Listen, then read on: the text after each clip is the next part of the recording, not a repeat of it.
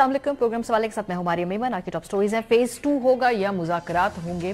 Programme के पहले से हम जरा बात करेंगे कि क्या इस वक्त हुकूमत से अगर तहरीक इंसाफ बात करना चाहती है, जैसे कि सुहेल अफरीदी साहब ने इंदिया दिया है, क्या ये मुमकिन भी है।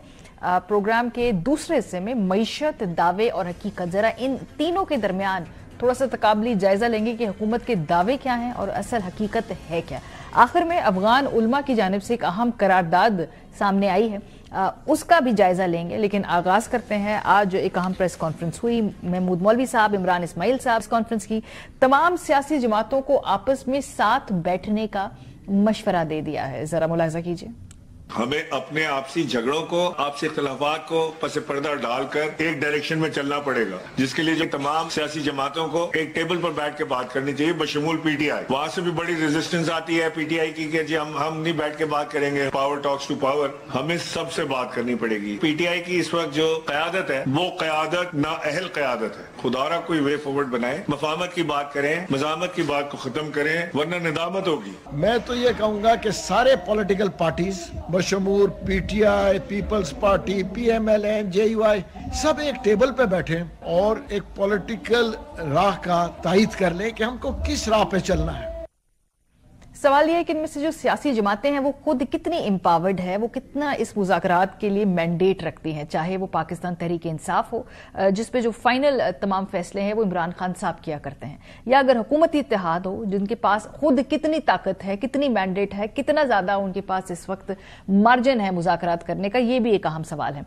बहरहाल जी, चीफ मिनिस्टर खैबर पख्तूनख्वा सुहेल अफरीदी ने परसों एक दिलचस्प स्टेटमेंट दी। उन्होंने कहा कि अगर मौजूदा सेटअप में कोई भी सियासी जमात अपने आप को बाइख्तियार समझती है तो आ जाए, मुज़ाकरात कर सकते हैं। बेख्तियार जो भी है, अगर सियासी पार्टियों में कोई कहता है कि हमारी चलती है और हम जो हैं हम जमहूरियत के चैंपियन हैं, तो हमारे दरवाजे खुले हैं, आए हमारे साथ मुज़ाकरात।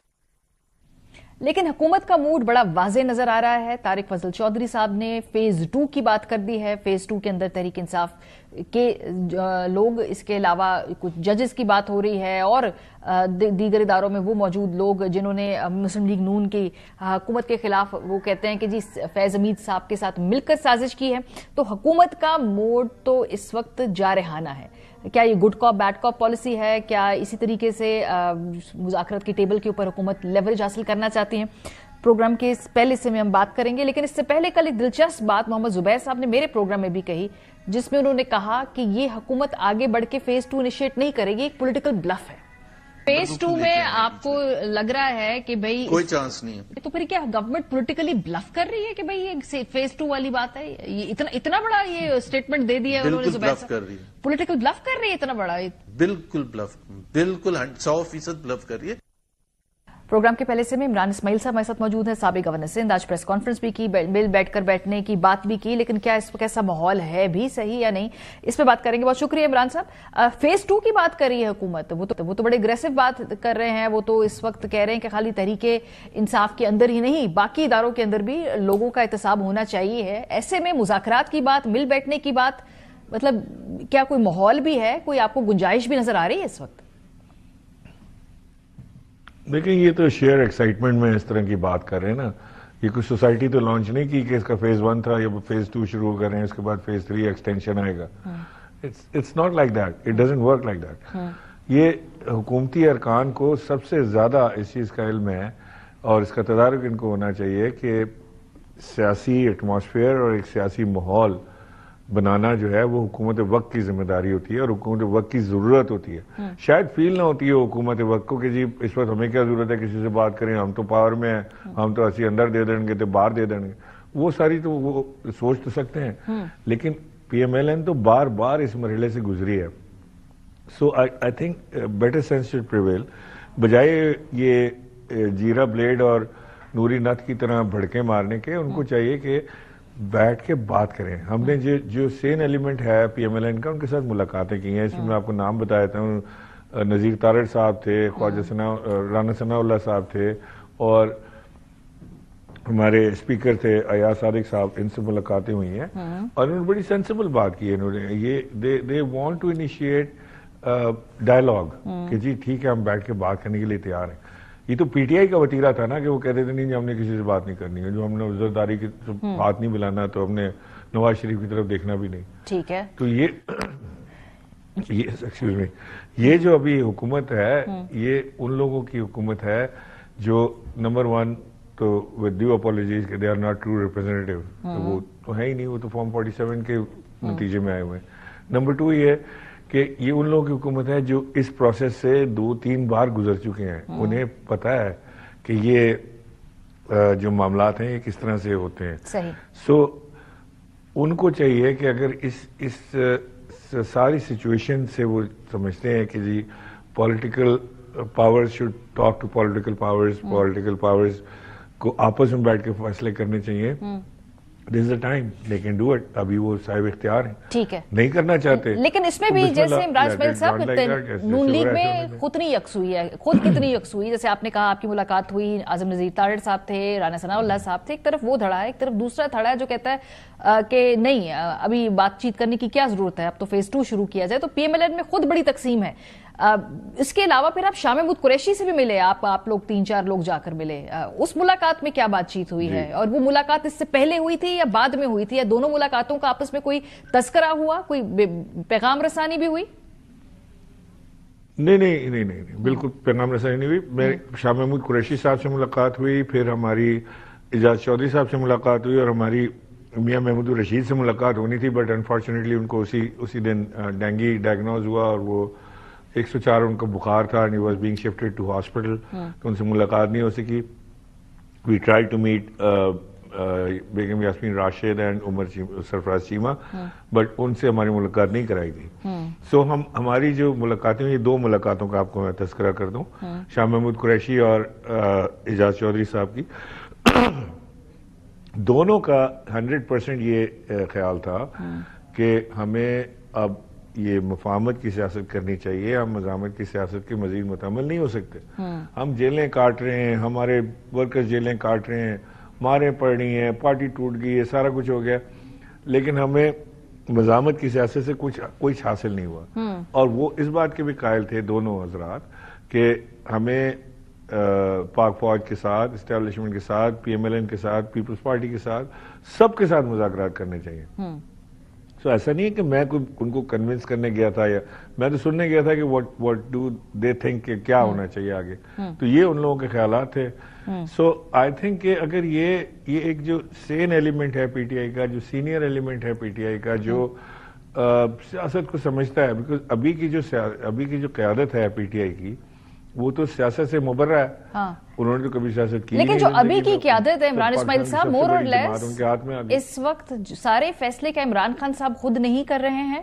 کیا مزاحمت کرنی ہے, مفاہمت کرنی ہے, ان کے ٹویٹر اکاؤنٹ سے جو ٹویٹس ہونی ہے, ان کا موڈ کیا ہوگا, تو پھر یہ باہر رہنے والی قیادت کی کیا اس میں ذمہ داری ہے؟ تو پھر خان صاحب کی فیصلہ ہے نا کہ مزاحمت کرنی ہے, مفاہمت کرنی ہے, انہوں نے چن لیا. میں اگر یہ باہر رہنے والی قیادت کی جگہ میں ہوتا, میں ازیوم کرتا ہوں کہ جی میں اگر ان کی جگہ ہوتا, یا ہم جب ان کی جگہ تھے, ہم خان صاحب کے ساتھ باقاعدہ لڑائی جھگڑا کرتے تھے.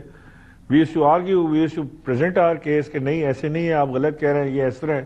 ان کی تو جرت نہیں ہے جا کے, انہوں نے خالی خان صاحب کو وہ جا کے سنانا ہے جو خان صاحب نے سننا ہے. او سر انقلاب تیار ہے جی, باہر بندہ ہی بندہ کھڑا ہوا ہے, بس اشارے کی دیر ہے. کمال ہے, کب ہوگا اشارہ بھائی؟ 2.5 سال ہو گئے اس بندے کو جیل کے اندر, آپ کب کریں گے اشارہ, کب آئے گا انقلاب؟ So neither they are going into public nor they are in contact with the workers. نہ ان کو پارٹی کے آئیڈیالوجی کا پتہ ہے, نہ کوئی, وہ جا کے صرف عمران خان کی خوشنودی حاصل کرنے کے لیے اس کو وہ سناتے ہیں جو وہ سننا چاہتے ہیں. لیکن کسی میں دم نہیں ہے کہ جا کے عمران خان سے بات کرے کہ جی یہ فیصلہ آپ کا غلط ہے, یہ ایسے نہیں ہونا چاہیے, ایسے ہونا چاہیے. صحیح. لیکن اس میں تو ذمہ داری پھر ان لوگوں کی بھی ہے نا جو سیاسی طور پہ, اگر آپ کہتے ہیں کہ بات چیت کو آگے بڑھانا چاہتے ہیں, جب ملاقاتیں روکی جاتی ہیں اور جو سین ایلیمنٹس ہیں پارٹی کے جو باہر ہیں ان کو ملاقات نہیں کرنے دی جاتی, انفارمیشن کو کنٹرول کیا جاتا ہے, تو یہ تو سی بی ایم گورنمنٹ نے کرنا ہے نا کہ بھئی جو سمجھدار لوگ ہیں ان کی ملاقات ہونے دیں. وہ تو ملاقات ہی نہیں ہونے دیتے. نہیں, جو سمجھدار لوگ ہیں وہ تو جیل میں ہیں. یہ باہر تو کرائے کے ہیں, یہ ان کی کیا ملاقات کرا کے کرنا ہے؟ اور یہ ملاقات تو خیر خان صاحب جسے چاہیں اسے ہونی چاہیے, سیاسی قیدی کا حق ہے کہ وہ ملاقات کرے, کورٹ کے آرڈرز ہیں لوگوں کے پاس. لیکن ان کی ملاقاتوں سے انہوں نے کیا کرنا ہے؟ یہ جب جاتے ہیں اندر، وہ جی خان صاحب وہ اس کو کمیٹی سے نکال دیں، وہ بڑا غدار ہے، خان صاحب اس کو کمیٹی میں ڈال دیں، وہ بڑا وفادار ہے، وہ خان صاحب وہ این ڈی یو اس نے اٹینڈ کر لیا تو بڑا غدار ہو گئے. یہ فیصلے کرواتے ہیں وہ عمران خان سے کہ جی این ڈی یو اٹینڈ کر لیا، غدار ہو گیا. وہ بھائی غداری اور وفاداری سے باہر نکلو. تم بتاؤ کہ تم نے کیا کیا آج تک؟ تم نے کون سی ایسی تحریک چلا لی کہ جس سے عمران خان کی رہائی کی کوئی پاسبلٹی نکلے؟ کون سی ایسی تحریک چلا لی جس سے پاکستان تحریک، چلو عمران خان کو چھوڑیں، کون سی ایسی تحریک چلا لی جس سے پی ٹی آئی کے ورکرز کو چھڑایا ہو؟ تم نے 4 ورکرز کو چھڑایا ہو. کوئی لیڈرز اندر پڑے، کوئی ان کے ساتھ بات چیت کی ہو. جب تک ہم شاہ محمود قریشی سے نہیں ملے تھے، ان کو خیال تک نہیں آیا 2 سال میں کہ جا کے شاہ محمود قریشی سے مل لیں. So these guys are enjoying their life. ان کو تو عمران خان جیل میں زیادہ سوٹ کرتا ہے بجائے باہر آنے کے. سو یہ جو آپ بات چیت کی بات کر رہے ہیں، اس میں جو سب سے اہم سوال ہے جو اٹھاتی بھی ہے تحریک انصاف، وہ جی کہ حکومت، جیسے آپ نے خود کہا، یہ تو ٹرو ریپرزینٹیٹیوز ہی نہیں ہے. دوسرا سوال وہ اٹھاتے ہیں جی کہ یہ تو ان کے پاس تو مینڈیٹ ہی نہیں ہے، نہ یہ خود فیصلے کرنے کے مجاز ہیں، شہباز صاحب کے اپنی کوئی اتھارٹی نہیں ہے، تو پھر ان سے بات کیوں کریں؟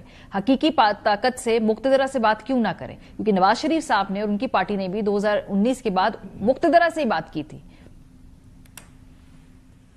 بالکل مقتدر سے بات کرنی چاہیے، لیکن اس وقت آپ نے آگ اتنی زیادہ تیز کی ہوئی ہے کہ وہاں سے بات چیت ہوگی نہیں، آپ کی کسی صورت نہیں ہوگی.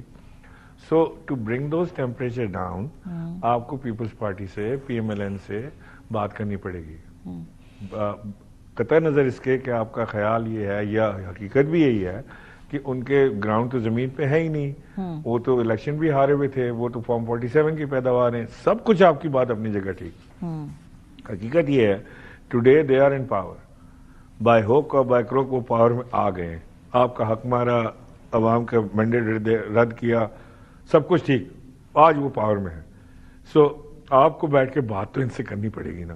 جب ان سے بات چیت شروع کریں گے پھر آگے جا کے اسٹیبلشمنٹ سے بھی بات چیت ہو جائے گی، دوسروں سے بھی بات چیت. بٹ پی ٹی آئی کے پاس کوئی ڈیزائن، کوئی پالیسی، کوئی اسٹریٹجی ٹو موو فارورڈ نظر نہیں آتی مجھے. علاوہ چمچہ گیری کے ہر آدمی لگا ہوا ہے کہ جی وہ ہم نہ باز آئیں گے، محبت سے جان جائے گی تو کیا ہوگا. اور بھائی کب جائے گی جان تمہاری؟ 3 سال ہونے کو ہے جیل میں پڑا ہوا ہے. خالی یہ نعرے ٹی وی پہ لگانے سے، اپنے ٹویٹر پہ لگانے سے کیا حاصل ہوگا؟ ایم اے بلا وجہ ٹیمپریچر ہائی کیے جا رہے ہیں. لیکن سب سے بڑے ذمہ دار ہیں نا تباہی کے، وہ باہر وہ لوگ ہیں نا جو سیاسی طور پہ نابالغ ہیں. یہی آپ کہنا چاہ رہے ہیں نا؟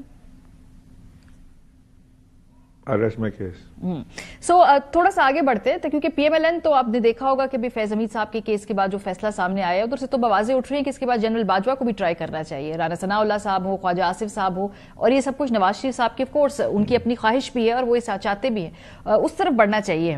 سو یہ جو آپ کا کیا خیال ہے کہ کیا یہ معاملہ صرف جنرل فیض تک رکنا چاہیے یا اس کا فیز 2 ہونا چاہیے ہے اور باقی کرداروں کو بھی اس میں شامل کرنا چاہیے؟ مجھے نہیں پتا کہ اسٹیبلشمنٹ کیا سوچ رہی ہے کہ کون شامل تھا کون نہیں تھا، وہ کہاں تک جانا چاہتے ہیں کہاں تک نہیں جانا چاہتے ہیں. یہ تو ان کی خواہشات ہیں نا بیچاروں کی، مطلب چھوٹی چھوٹی خوشیاں ہیں ان کی کہ جی وہ باجوہ صاحب کو بھی ٹانگ دو تو فلانے کو بھی ٹانگ دو. قصوروار ہوں گے تو ٹانگ جائیں گے، نہیں ہوں گے تو نہیں ٹنگیں گے.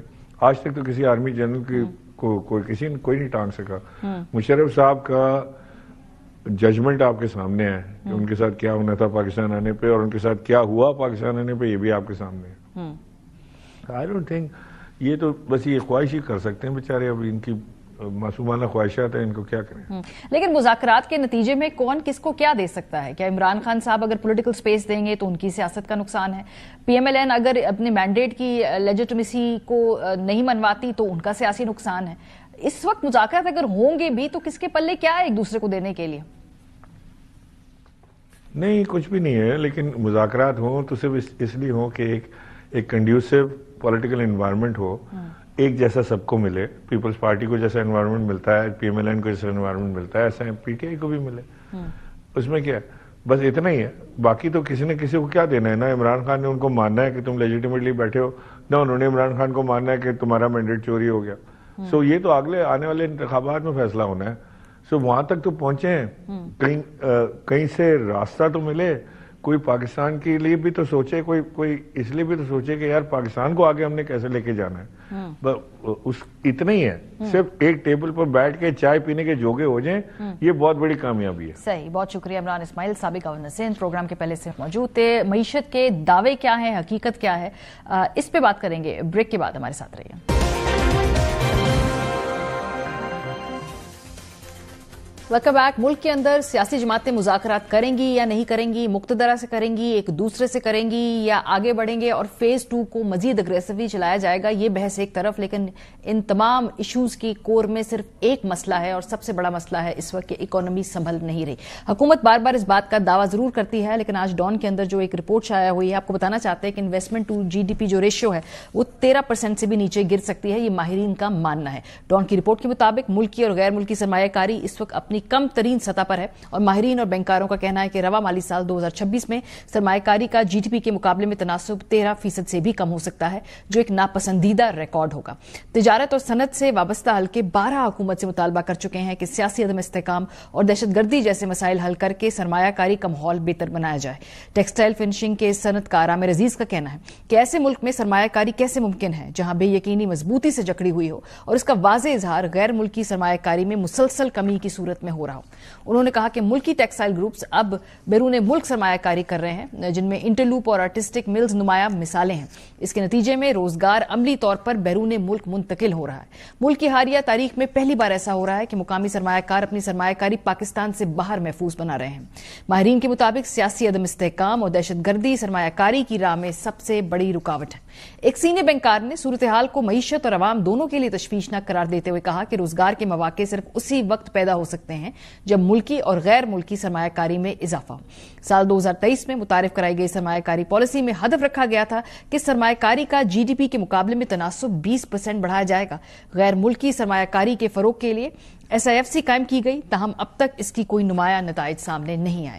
ایک صنعت کار نے کہا کہ زمینی حقائق کو دیکھا جائے تو 2 صوبے شدید دہشت گردی کا سامنا کر رہے ہیں, جبکہ بھارت اور افغانستان کے ساتھ سرحدی کشیدگی بھی موجود ہے. ایسے حالات میں کوئی بھی حکومت ملکی یا غیر ملکی سرمایہ کاروں کو مؤثر انداز میں قائل نہیں کر سکتی ہے. پاکستان میں سرمایہ کاری کا تناسب خطے کی مسابقتی معیشتوں کے مقابلے میں تقریباً آدھا ہے, جہاں یہ شرح 25 سے 30% کے درمیان ہے. یہ تناسب مالی سال 2024 میں کم ترین سطح 13.1% تک گر گیا تھا, جسے بعد میں 13.8% کیا گیا, جبکہ مالی سال 2025 میں معمولی اضافہ ہو کر 14.1% رہا. 1960 سے 2024 تک طویل المدتی اوسط 15.9% یہ رہی ہے, جو اس بات کی نشاندہی کرتی ہے کہ حالات مسلسل بگڑتے گئے ہیں. ایک اور بڑا مسئلہ انتہائی زیادہ ٹیکس بوجھ ہے, جہاں ٹیکس کی شرح 60% تک پہنچ چکی ہے, جبکہ شرح سود بھی خطے کے دیگر ممالک کے مقابلے میں زیادہ ہے. صنعت کار ٹیکسوں میں کمی اور پالیسی شرح سود میں 100 بیسس پوائنٹس کمی کا مطالبہ کر رہے ہیں. اس وقت پالیسی ریٹ 11% ہے, جبکہ نومبر میں مہنگائی کی شرح 6.1% ریکارڈ ہوئی ہے. معاشیات اور مالیاتی منڈیوں کے ماہر SS اقبال کا کہنا ہے کہ پاکستان اب تک عالمی معاشی تبدیلیوں کے مطابق اپنی اقتصادی پالیسیاں تشکیل نہیں دے سکا ہے. ان کے مطابق چین عالمی معاشی غلبے کے پرانے ماڈل کی جگہ لے رہا ہے, اور پاکستان کو اس تبدیلی کو سمجھتے ہوئے اپنی تجارتی اور صنعتی پالیسیاں سر نو ترتیب دینا ہوں گی, تاکہ وہ نئے عالمی معاشی نظام سے جڑا رہ سکے. ایک آزاد ماہر معاشیات کے مطابق پاکستان کی سب سے بڑی معاشی ناکامی مہنگائی, قرض حکمرانی نہیں بلکہ طویل المدتی سمت, اہداف اور کامیابی کے پیمانوں پر قومی اتفاق رائے کا حسن ہے. اور یہ ساری باتیں آپ کو IMF بھی کہہ رہا ہے. اسی ہفتے جو 11 شرائط نہ کہیں, جو ترجیحات ہیں یا جو اس وقت ریکمنڈیشنز ہیں IMF کی, وہ بھی مور اور لیس یہی ہے, اور یہ کہتی ہے کہ اگلے سال دسمبر تک جو اپنے وفاقی اعلیٰ سول افسران ہیں ان کے اثاثے سرکاری ویب سائٹ پر اب جاری کریں, تاکہ آمدن اور اثاثوں میں فرق جانچا جا سکے. اگلے سال اکتوبر تک 10 اہم محکموں میں کرپشن کے خطرے سے نمٹنے کا ایکشن پلان جاری کریں, جس کی قیادت نیب کرے گا. اگلے سال مئی تک حکومت کو ترسیلات زر کی بڑھتی ہوئی لاگت کا جامع جائزہ لے کر مکمل ایکشن پلان پیش کرنا ہوگا. شوگر سیکٹر میں طاقتور گروپوں کا اثر ختم کرنے کے لیے حکومت کو اگلے سال جون تک شوگر مارکیٹ لبرلائزیشن کی قومی پالیسی منظور کرنا ہوگی. FBR کے لیے دسمبر تک ایک مکمل اصلاحاتی روڈ میپ تیار کرنا ہوگا, جس میں عملے کی ضرورت, ٹائم لائنز, ریونیو تخمینے اور کارکردگی کے پیمانے شامل ہوں گے. پاور سیکٹر میں نقصانات کم کرنے کے لیے ہیسکو, سیپکو, نجی شعبے کی شمولیت کے تمام پیشگی مراحل اگلے سال دسمبر تک مکمل کرنا ہوں گے, اور 7 بڑی بجلی تقسیم کار کمپنیوں کے ساتھ پبلک سروس آبلیگیشن معاہدے اگلے بجٹ سے پہلے साइन करना होंगे। अगर दिसंबर 2025 तक रेवेन्यू हदफ से कम हुआ तो हुकूमत को एक मिनी बजट भी लाना होगा। प्रोग्राम के हिस्से में हम बात करेंगे, हमारे साथ मौजूद हैं डॉक्टर मिफ्ता इस्माइल साहब, साबिक वजीर खजाना, जनरल सेक्रेटरी अवाम पाकिस्तान पार्टी, राना एहसान अफजल साहब, कोऑर्डिनेटर है वजीर आजम की। राना साहब, आपसे इसलिए आगाज करेंगे कि जो 13% के फिगर्स दिए जा रहे हैं, जो एस्टिमेट्स हैं, ये पूरी चार्जशीट है और इसके जो दिल में है, हार्ट में, कोर में इस वक्त सियासी अदम इस्तेकाम है। जो भी इसमें स्टेक होल्डर्स से बात की गई वो दो ही बात करते हैं, दहशतगर्दी, सियासी अदम इस्तेकाम। तो ये तो चार्जशीट है आपकी हुकूमत के बारे में कि भाई जो आप दावे कर रहे हैं वो दुरुस्त नहीं है, हालात उतने बेहतर नहीं है जिस तरह के आपके दावे हैं। बिस्मिल्लाहिर्रहमानिर्रहीम, बहुत शुक्रिया। देखिए, ये तो इसमें तो कोई बहस नहीं है कि अगर मुल्क के अंदर सिक्योरिटी सिचुएशन बेहतर होती है और बलूचिस्तान या KPK के अंदर जो है सिक्योरिटी के हवाले से अगर चीज़ें क्लियर हो जाती हैं तो डेफिनेटली उन इलाकों के अंदर इन्वेस्टमेंट की जो राह है वो हमवार हो जाएगी और कोई भी इन्वेस्टर लॉ एंड ऑर्डर और सिक्योरिटी सिचुएशन को डेफिनेटली ये नंबर 1 प्रायोरिटी होती है किसी भी चीज़ से पहले। देखिए, दूसरी इन्वेस्टमेंट के लिए आपने रीजन में देखना होता है कि क्या कंपेटिटिवनेस है उस इलाके की, क्या टैक्स रेट्स कंपेटिटिव हैं, यूटिलिटी प्राइसेस कंपेटिटिव हैं, क्या जो इकोनॉमी है उसकी जो ओवरऑल स्टेबिलिटी है नहीं है, वो अपनी क्रेडिट रेटिंग उस इकोनॉमी की कैसी है, वो अपने मैक्रो इकोनॉमिक लायबिलिटीज़ को बखूबी उसका ख्याल रख सकता है, आप अपने प्रॉफिट्स लिमिट कर सकते हैं या नहीं कर सकते। ये सारी चीज़ें हैं जो फॉरेन और लोकल इन्वेस्टर दोनों इन चीज़ों को देखते हैं। इसमें कोई शक नहीं है कि पाकिस्तान एक मुश्किल इकोनॉमिक सिचुएशन से निकला है जिसमें दिवालियेपन की बात हो रही थी और एक ऐसी इकोनॉमी जो दिवालिया हो रही है उसमें इन्वेस्टमेंट नहीं होती। अच्छा। अब हम स्टेबिलिटी हमने अचीव कर ली है और मूविंग ऑनवर्ड्स हम समझते हैं कि जो माहौल है वो इन्वेस्टमेंट के लिए हमवार हो रहा है। अच्छा। अभी भी चैलेंजेस हैं, आपका टैक्स रेट एक चैलेंज है, यूटिलिटी प्राइसेस 16 सेंट पे थी, हम उसको 13 सेंट्स के ऊपर 12-13 सेंट्स पे लेके आए, अभी भी ये रीजनली हायर साइड पे हैं, इस पे काम हो रहा है कि इसको मजीद कम किया जाए। तो ये चैलेंजेस बिल्कुल मौजूद हैं और इसके अंदर सबसे जो फर्स्ट रूल ऑफ इन्वेस्टमेंट है वो यही होता है कि अगर आपका लोकल बिजनेसमैन इन्वेस्ट कर रहा है तो तभी कोई फॉरेनर इन्वेस्ट करेगा ना। अगर आपका लोकल इन्वेस्टर जो है या बिजनेसमैन इन्वेस्टमेंट नहीं कर रहा तो फिर फॉरेनर क्यों इन्वेस्ट करेगा। ठीक है, तो ये चैलेंजेस पाकिस्तान के लिए हैं और कोई इसकी क्विक फिक्सेस नहीं है। देखें, बात यह कि कोई चुटकी के अंदर चीजें चेंज नहीं हो जाएंगी। हम IMF के प्रोग्राम के अंदर हैं,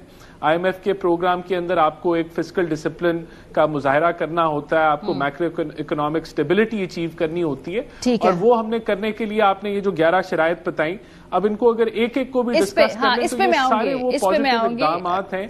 ये पॉजिटिव इक़दामात तो नहीं है राना साहब, आपको IMF कर रहा है ये सब कुछ करें, अगर ये हो गया होता तो पॉजिटिव इक़दामात होते ना, उन्होंने आपको टाइमलाइन भी दी। लेकिन मैं इस पे वापस आती हूँ डॉक्टर साहब, ये जो राह हमवार हो रही है, शराइत जिस तरह की वो कह रहे हैं राना साहब कि हमने जो उसको स्टेबलाइज अब कर दिया है, इससे आगे जो है अब हालात बेहतर ही होंगे।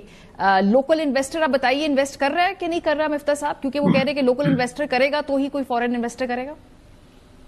जी, मैं 1-1.5 साल से जब से ये हुकूमत आई है, मैं ये प्रोग्राम्स जब करता हूँ तो मुझे राना एहसान साहब और दीगर जो मेरे दोस्त हैं काबिल एहतराम, वो सब ये कहते हैं कि बस स्टेबिलिटी आ जाएगी, बस स्टेबिलिटी आ गई है, अब हम ये कर रहे हैं, हम स्टेबिलिटी लेकर आए। तो मैं ज़रा से एक बात ये बताना चाहता हूँ कि 2022 में जब मैं वजीर खजाना था उस वक्त बड़ी मुश्किल थी IMF को लेकर आने की और बहुत सारे मसाइल थे, और हमने जब IMF को लेकर आ गए तो एक तरह से मार्केट में स्टेबिलिटी आ गई और डिफॉल्ट का खतरा खत्म हो गया। उसके बाद जब डार साहब आए तो उन्होंने फिर ये खतरे में डाल दिया, IMF से लड़ाई शुरू करी, और उसके बाद जून 2023 में, और शहबाज शरीफ साहब के बिल्कुल क्रेडिट है कि वो डार साहब को इधर छोड़ के चले गए, IMF के MD से मुलाकात करी और वापस IMF से एग्रीमेंट कर लिया।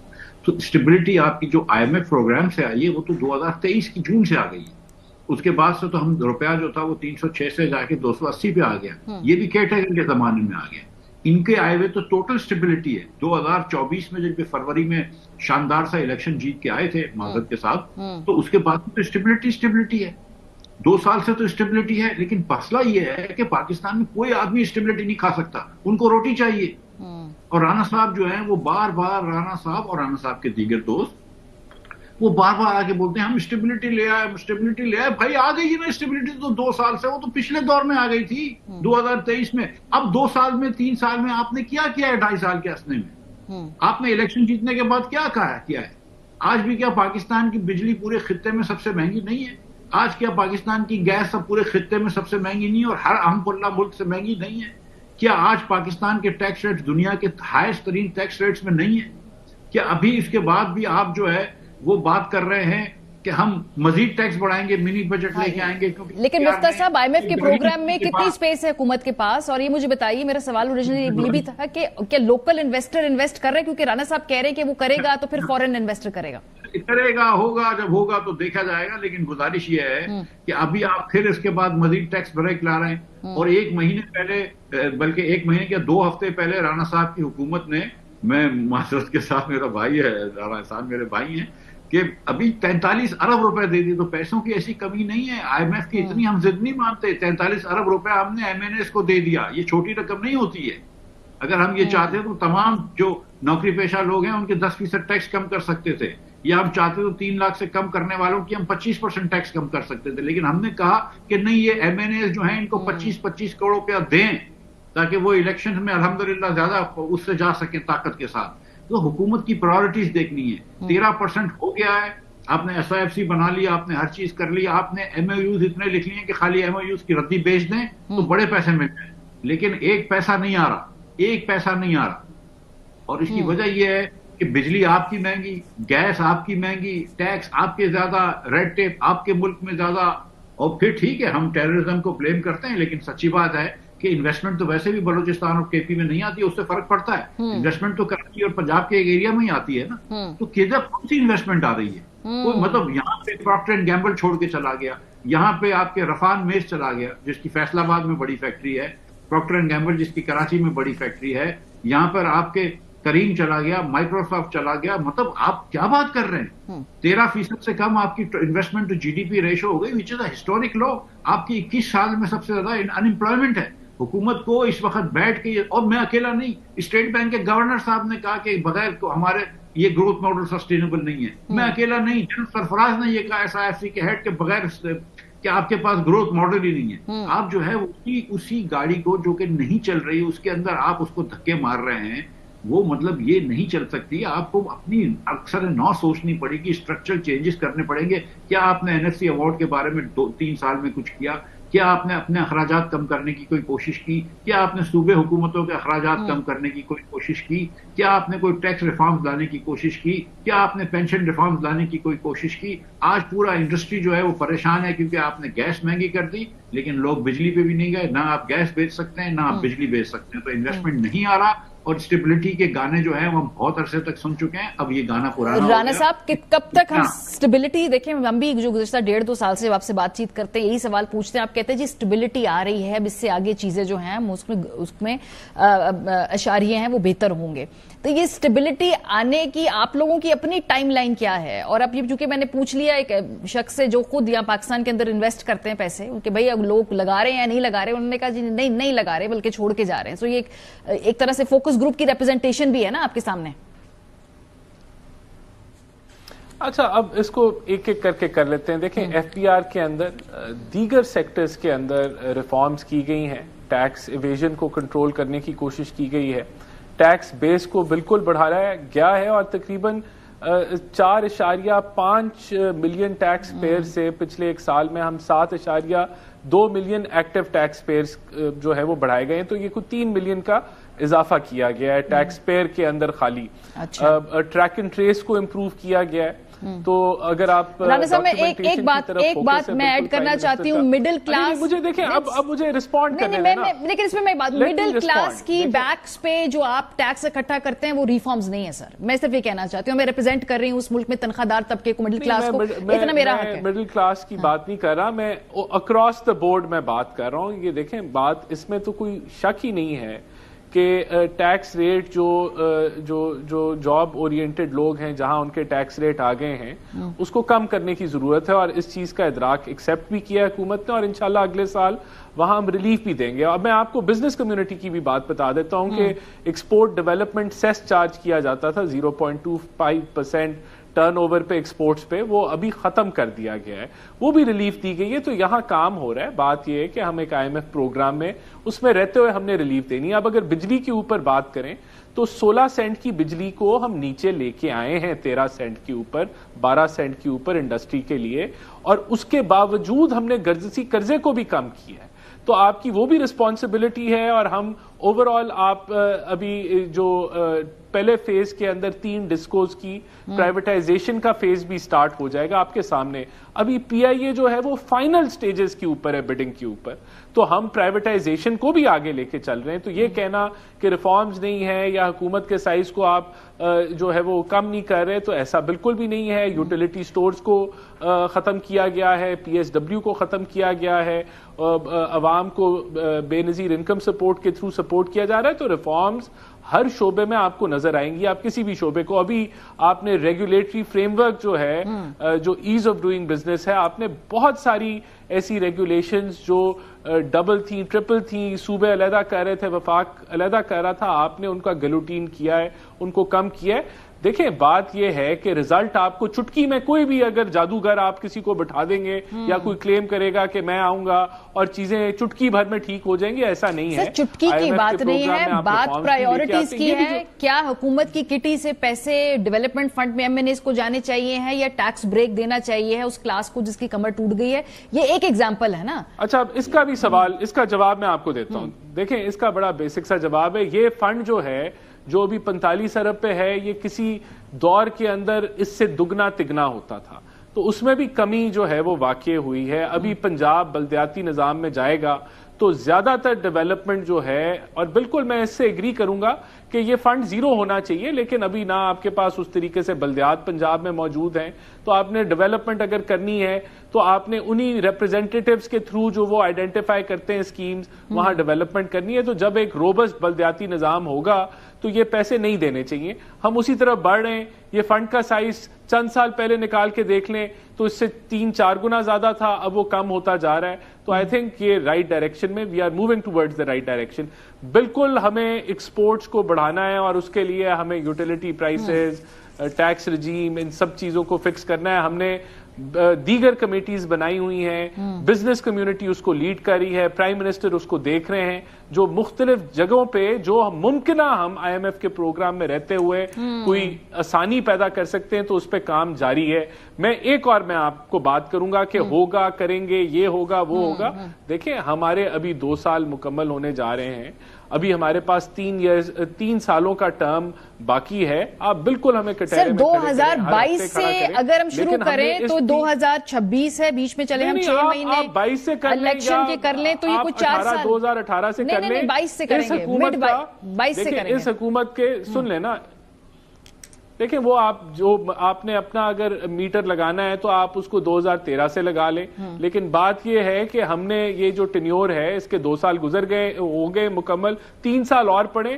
اس کے اندر بالکل ہم نے اپنا جو اسٹرکچرل ریفارمز جو ہم نے جاری کیے ہوئے ہیں وہ نتائج بھی لے کے آئیں گے. اس سے جو امبیلنس ہے ایکسپورٹ اور امپورٹ کا وہ بہتر ہوگا اور ہم اسی ڈائریکشن کی طرف بڑھ رہے ہیں. ٹھیک ہے مفتاح صاحب, آپ لوگ تو بڑے بے صبرے ہیں کیونکہ ابھی صرف 2 سال ہوئے ہیں, ابھی 3 سال موجود ہے. آپ یہ رن کر چکے ہیں منسٹری, آپ کو پتا ہوگا کہ اتنے اوور نائٹ چینجز نہیں آ سکتے ہیں. سو بھی 3 سال ان کو وقت دیں, وہ آہستہ آہستہ اس طرف بڑھ رہے ہیں. دیکھیے چکر یہ کہ جس کے پاس روٹی نہیں ہو اس کو بڑی جلدی ہوتی ہے, یا جس کے بچہ اسکول میں جو نہیں جا سکتا ہے, جس کے بچے کی اسکول فیس اس کے پاس دینے کو نہیں ہے, کہ بجلی کا بل بھر دے تو بچے کی اسکول فیس نہیں دیتا, اس کو بڑی اجلت ہوتی ہے.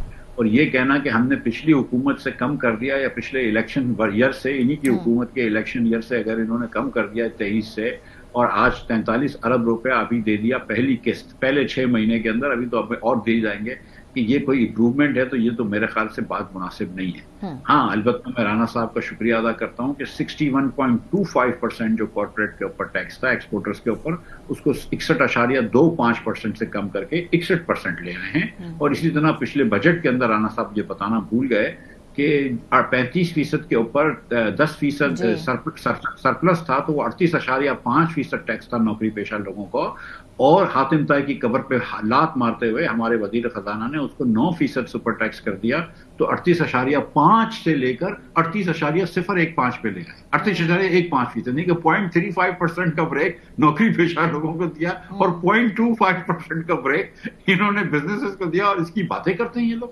61% کا کیا ہو رہا ہے؟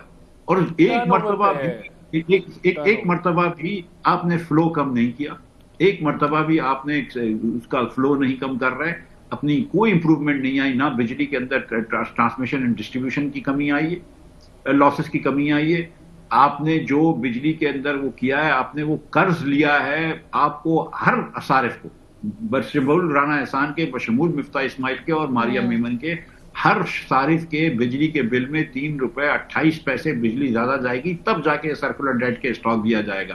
تو یہ حکومت نے ہمارے اوپر کوئی احسان نہیں کرا، ہمارے اوپر یہ بوجھ ڈالا ہے۔ جس طرح انہوں نے اب یہ کہا ہے کہ گیس کا سرکولر ڈیٹ کیسے کم کریں گے، 5 روپے بڑھا دیں گے ہم قیمت اس کی ٹیکس کی۔ اس سے پہلے کچھ عرصے پہلے انہوں نے 8 روپے بڑھائے تھے کہ ہم یہ بلوچستان میں ہائی وے بنائیں گے۔ ہائی وے آج تک بننا شروع نہیں ہوا بلوچستان میں، لیکن وہ 8 روپے ہر مہینے آپ کی اور میری جیب سے جا رہے ہیں۔ سو یہ کیا باتیں کر رہے ہیں؟ میں آپ کو بتاؤں کہ یہ دیکھیں مائنڈ سیٹ نہیں ہے میاں شہباز شریف صاحب کا یا اس پی ڈی ایم حکومت کا کہ جو فنڈامنٹل اسٹرکچرل چینجز لانے ہیں وہ لا سکیں، ورنہ جو ان کو اس وقت 1 پیج سپورٹ مل رہی ہے، جو ان کو اداروں کی جوڈیشری کی تمام سپورٹیں جو ان کو حاصل ہیں، اس میں بھی یہ کچھ نہیں کر گزرے۔ یہ صرف وقت نکال رہے ہیں۔ شہباز شریف صاحب جب بھی پاکستان آتے ہیں، میرے خیال سے میٹنگ ضرور کرتے ہوں گے جب آتے ہیں پاکستان تو، لیکن یہ صرف وقت نکال رہے ہیں۔ میں آپ کو بتاؤں، مجھے بتائیے نا کہ ایک کیا سبسٹینشیل ریفارمز کیا ہے؟ آپ یہ بات کر رہے ہیں ہاں بجلی بڑی مہنگی ہے ہم سستا کریں گے، ہاں گیس بڑی مہنگی ہے ہم سستی کریں گے، ہاں ٹیکس بہت زیادہ ہے ہمارا ارادہ ہے کم کرنے کا۔ تو بھائی کر دو نا، کس چیز کا انتظار کر رہے ہو؟ اس سے زیادہ اور کیا سپورٹ پیچھے سے مل سکتی ہے؟ پورا 1 پیج تو کھڑا ہوا ہے تمہارے ساتھ، لیکن 1 پیسے کا کام نہیں ہوا، کیونکہ اس سوچ کا فقدان ہے، ان کی وہ سوچ نہیں ہے۔ ہاں انہوں نے کیا کام کیا؟ انہوں نے جب فرسٹ کلاس چینی پاکستان میں بک رہی تھی تو چینی برآمد کرا کے مہنگی کروا دی، اس کے بعد پھر خریدی، امپورٹ کری مہنگی، ٹی سی پی کے تھرو مارکیٹ کے ابو ریٹ پہ امپورٹ کری اور زبردستی کمپنیوں کو بیچا، ان کو پھر نقصان کروایا صارف کمپنیوں کو، اور اب پھر وہ ٹیکس بڑھانے کی بات کر رہے ہیں۔ انہوں نے تو آج تک یہ چینی کی بات بتاتے کیوں نہیں ہے کہ چینی کی بات بتائیں گے؟ جو آرمیوں کو 11 کنڈیشنز لگانی پڑی، یہ اس لیے لگانی پڑی ہے کہ آپ نے اپنا کام نہیں کرتے۔ اگر آپ ایڈلٹس کی طرح ایمانداری سے حکومت چلا رہے ہوتے تو کسی کو کیا ضرورت تھی آپ کی اس میں انٹرفیئر کرتا؟ یہ تو آپ کی سامنے بریچ ہو رہی ہے، لیکن کیونکہ آپ کام نہیں کرتے، آپ بولتے ہیں ہاں ہوگا کرتے رہیں گے، کیونکہ آپ تو بیٹھے ہوئے ہیں ایوانوں کے اندر، حکومت کے اقتدار کے ایوانوں میں، آپ تو پرائیویٹ جیٹوں میں دنیا میں گھوم رہے ہیں حکومت کے خرچے پہ، آپ کو تو فکر نہیں ہے، آپ کو تو یہ نہیں بن سکتا کہ کل آپ کی روٹی کہاں سے آئے گی۔ لیکن جو فیصلہ آباد کے انڈسٹریل ورکر لے آف ہو گیا رانا احسان کے علاقے میں، یا میرے انڈسٹریل ورکرز کراچی کے اندر لے آف ہو گئے، یا اکراس پاکستان خیبر سے کراچی تک، ان کا کیا ہوگا؟ وہ جو 21 سال میں سب سے زیادہ ان امپلائمنٹ ہو گئی، اس کا کیا ہوگا؟ بالکل ٹھیک بات ہے، بہت شکریہ ڈاکٹر مفتاح اسماعیل۔ رانا احسان افضل صاحب ہمارے ساتھ پروگرام کے سلسلے میں موجود تھے۔ آئی ایم ایف کی 11 شرائط، اس کو شرائط کہہ لے، سجیشن کہہ لے، جو بھی کہہ لے، یہ وہ کام ہے جو پاکستان کی گورنمنٹ کو خود کرنے تھے، لیکن جب نہیں کر رہے تو آئی ایم ایف بالکل اپنا لیوریج استعمال کرتے ہوئے زبردستی آپ سے کام کروائے گا۔ بریک پہ جائیں گے، جب واپس آئیں گے تو ہمارا کلوزنگ نوٹ ہوگا، ہمارے ساتھ رہیے۔ Welcome back. اس ہفتے ایک اہم پیش رفت یہ ہوئی ہے کہ افغانستان میں 1000 سے زائد علماء نے ایک قرارداد منظور کی۔ اس کی ڈیٹیلز آپ کو بتاتے ہیں۔ حال ہی میں 1000 سے زائد افغان علماء نے ایک قرارداد منظور کی، جس کا مقصد بظاہر اپنی سرزمین سے ہمسایہ ممالک کے خلاف عسکریت پسندی کو روکنا ہے۔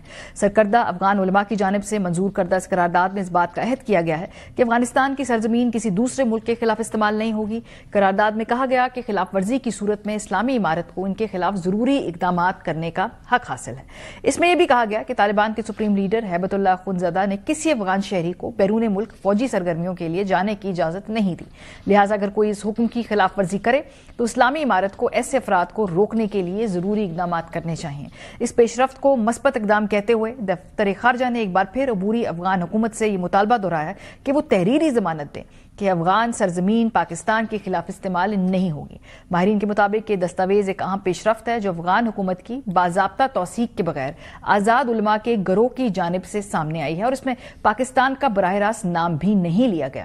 اس قرارداد کا وقت خاص اہمیت رکھتا ہے کیونکہ ایک ایسے موقع پر سامنے آئی ہے جب اسلام آباد کابل سے مطالبہ کر رہا ہے کہ وہ خاص طور پر کالعدم تحریک طالبان پاکستان کے جنگجوؤں کو لگام دیں جن پر پاکستان میں دہشت گردی کے واقعات کا الزام عائد کیا جاتا ہے۔ پاکستان نے کابل سے یہ بھی کہا ہے کہ وہ سپریم لیڈر ہیبت اللہ اخونزادہ کے نام سے ایک باضابطہ فرمان جاری کرے تاکہ سرحد پار جنگجوؤں کی آمد و رفت روکی جا سکے۔ یہ مطالبہ گزشتہ چند ماہ میں قطر، ترکی، سعودی عرب میں ہونے والی متعدد بات چیت میں بھی دہرایا گیا ہے۔ پروگرام کا وقت ختم ہو گیا۔ اپنا فیڈ بیک دینا مت بھولیے گا۔ خیال رکھیے۔ خدا حافظ۔